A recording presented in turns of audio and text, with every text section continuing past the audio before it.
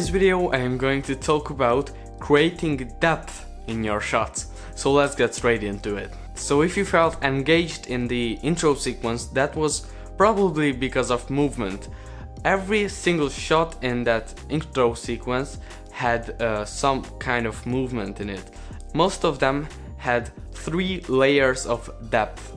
They had a foreground, a subject and a background. So this creates depth in your shots, and if you add some small little movement to it, it can be a very good way to step up your videos. So let me tell you a very simple tip on creating depth in your shots. So first of all, you get your camera, you grab your camera, start recording, and then put something in front of your lens and move your camera a tiny bit, and that's going to create a foreground element in your shot.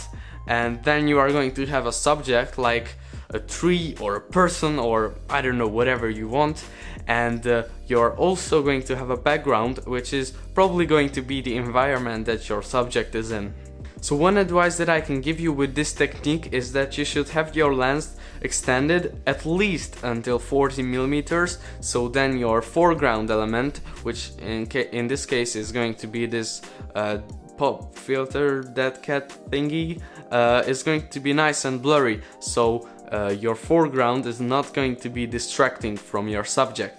And I would also recommend you to use the lowest aperture possible, which means that you should let your lens be wide open. A lot of light is going to hit your sensor, and then you are going to be able to create more bokeh in the foreground and in the background as well. So yeah, that's going to make your image look much better in my opinion. So that's pretty much it for this video. I know that it's a very simple thing that I just talked about, but it can really help to improve your shots, because if you put something in front of your lens, just like this lens or whatever, a wall or anything like that, then you can create depth in your shots, and that's going to add one more dimension to your videos, and your footage is going to look like 10 times better. That's it for this video. I hope you enjoyed it, and if you did, make sure to drop a like on it and